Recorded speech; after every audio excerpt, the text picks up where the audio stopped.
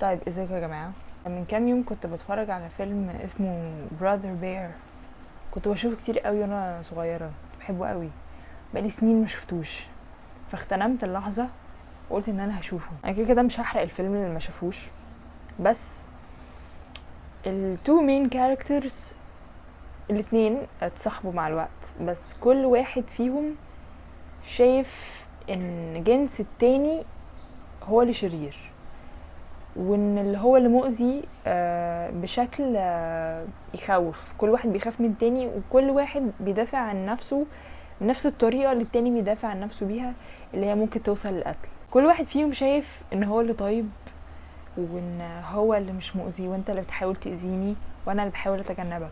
هي دي النظرة العميقة في الفيلم. هو الفيلم يعني بيدور حوالين الكونسبت ده، بس هو خفيف يعني، وانا ممكن اكون جوهرت الفكرة بشكل عام، علشان ده الموضوع اللي انا حابة اتكلم فيه دلوقتي. كونسبت الخير والشر كده كده موجودين، ومحدش يقدر ينهي حاجة ويفضل عنها حاجة. الاتنين كده كده يفضلوا موجودين لآخر الزمان يعني. بس كونسبت الشر ساعات لما بتفكر فيها كده، طب ما ممكن الشرير في القصة يكون شايف نفسه هو الكويس في القصة، وشايف اللي هو بيعمله ده سواء بقى دفاع عن النفس، سواء بقى شايف هو مبرر ليه لأي حاجة حصلت له. كده كده هو مش شايف نفسه هو اللي غلطان. عملت سيرش عن الموضوع ده كده، لقيت في حاجة في علم النفس اسمها نايف رياليزم، الواقعية الساذجة. ان احنا بنكون شايفين الحقيقة كما هي، وان اي حد مش شايف اللي احنا شايفينه يبقى متحيز، ممكن يبقى جاهل، ممكن يبقى هو شايف ان هو الشرير. فبنكون شايفين ان احنا نفسنا اللي شايفين الحقيقة كما هي، وان اي حد شايف عكس كده يبقى ده الغلط. طبعا الفكر بالطريقة دي ممكن كان يكون موجود بشكل كبير قوي، ولا لسه موجود، بس زمان عن دلوقتي، لان احنا دلوقتي عندنا ممكن العلم الكافي اللي يخليك واعي للبوينت دي. كده كده البني ادم بطبيعته اناني، هو شايف ان طريقة تفكيره طريقة تربيته هي اللي صح، وهي اللي تتحط في الاعتبار عن اي حد تاني، لان كل واحد المين كاركتر في حياته. يعني انا المين كاركتر في حياتي، بس مش انا المين كاركتر في حياتك. المين كاركتر او الشخصيه الرئيسيه الاساسيه في حياتك هي انت، مش حد تاني. وهي دي فكره فيديو تاني، بس مش عايزه ادخل اتنين في بعض بسبب الموضوع ده. عادي جدا تلاقي بشر بيعملوا افعال غير اخلاقيه مؤذيه، لان هم شايفين ان عندهم مبرر او سبب اخلاقي يدفعهم ان هم يعملوا حاجه زي كده. وده احنا كده كده بنشوفه في العالم الواقعي بتاعنا، بالذات لو هنبص على القضيه الفلسطينيه. هم اسرائيل بيفكر بنفس الفكر ده، عندي سبب، عندي مبرر ان انا اضرب واقصف، واحنا شايفين ان هو ده غلط طبعا بسبب 1 2 3، وهو شايف ان ده صح بسبب 1 2 3. الموضوع ده بصراحه بيشغل بالي كتير قوي، ان انت كنت شفت فيديو قبل كده بيتكلم حد عن الموضوع ده، بس كان حد عابر سبيل يعني، مش حد فيلسوف او اي حاجه، بس كان بيقول ان انت في حياه الناس اللي انت مريت عليهم في فيرجن مختلفه منك عند كل واحد فيهم. يعني في اللي فاكرك بطريقه ان انت كنت مرح جدا ومتحدث، في حد فاكرك بان انت كنت سخيف، في حد فاكرك بان انت كنت ممل، في حد كان شايفك ان انت شرير موت مثلا، او حد مؤذي بشكل او باخر، شاف حاجه منك فهمها غلط، او ممكن يكون فهمها صح. فالنسخه الحقيقيه الوحيده منك انت، مش اي نسخه حد حطها في دماغه. لان انا ساعات كتير الموضوع ده بيشغل بالي بصراحه، ساعات بفكر فيه، طب لو انا حد مثلا بطلت اتكلم معاه، ايه اللي انا سبته له في دماغه عني؟ يعني لما بيجي يفتكرني بيفتكرني بايه؟ يعني هل بيفتكرني بيتبسط، ولا بيفتكرني بيتضايق، ولا بيفتكرني فبيحس انه عايز يكلمني فيبعت لي يشوف ايه الاخبار لو احنا بقى كتير ما اتكلمناش؟ ساعات بحس ان الموضوع ده يعني هو فاكرني بايه او ازاي. عشان كده انا ساعات بقولك انا بحاول افكر بدماغي اللي قدامي، اشوف ايه اللي عاجبه في اللي مش عاجبني او العكس، عشان احاول اتدرج ولا هما الاتنين غلط، احاول اوصل للموتيف بتاعه. في جملة في رحلة البحث اللي انا قمت بيها دي، مش رحلة قوي بصراحة، الجملة بتقول nobody is a villain in their own story.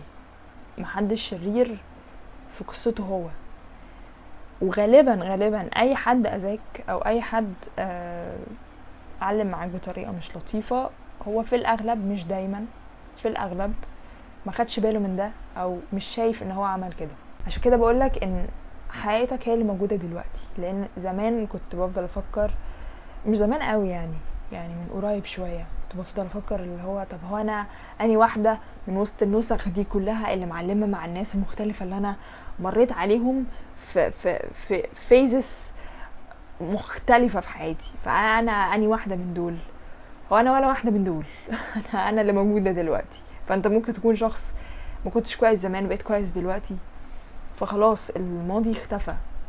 يعني انا كنت، ودي فكره فيديو برضو، انا مش عايزه احرق، انا عماله بحاول امسك نفسي، بس في فكره فيديو كده وصلت لها بس هكلم فيها باستفاضه بعدين.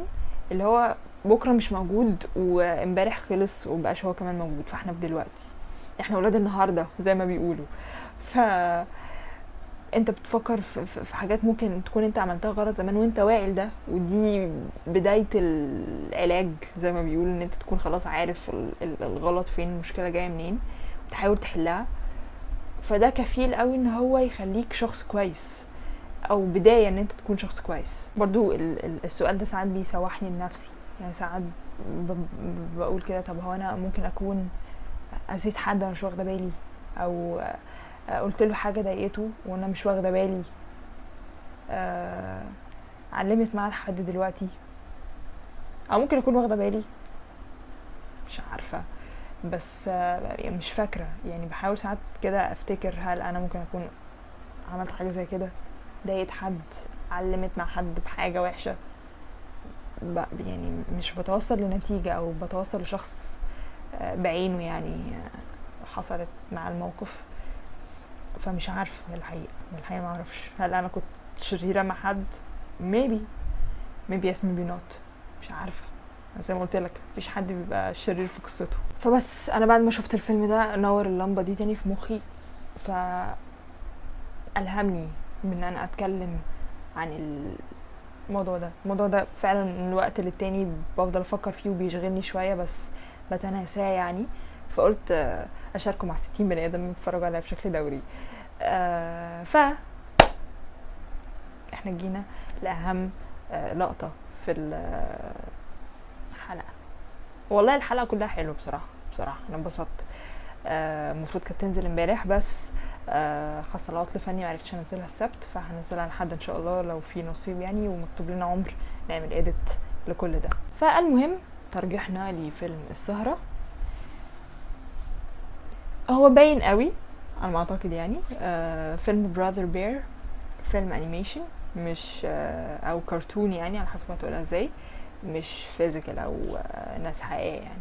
الفيلم ده حلو قوي كنت بتفرج عليه وانا صغيره وشوفته وانا كبيره بنفس الحماس، وهو حلو فعلا يعني. حتى لو انت هتشوفه لاول مره هو فعلا فكرته حلوه ومضحك جدا، بس شوفوا بالدبلجه او بالدبلجه المصريه، حتى لو انت مش مصري بس شوفوا بالدبلجه المصريه. انا اصلا برجحه علشان تشوفوا بالدبلجه المصريه تاني، دبلجه مصريه، ما تشوفوش بالانجلش. ومش عارفه هو نازل بالعربيه الفصحى ولا لا، بس الدبلجه المصريه موديها في حته تانية.